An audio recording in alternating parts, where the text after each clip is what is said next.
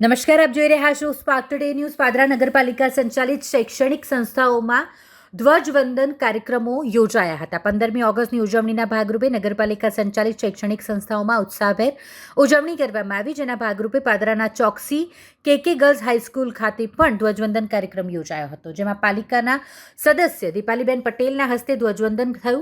આ પ્રસંગે પાલિકાના સદસ્યો, શિક્ષકો અને બીજી મોટી સંખ્યામાં વિદ્યાર્થીઓ ઉપસ્થિત રહ્યા હતા.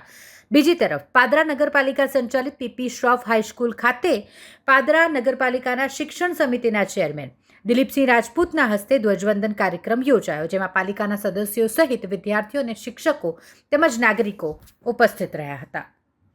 આજે 80મા સ્વતંત્ર દિવસની પાદરાના દરેક નાગરિકોને હાર્દિક શુભેચ્છાઓ.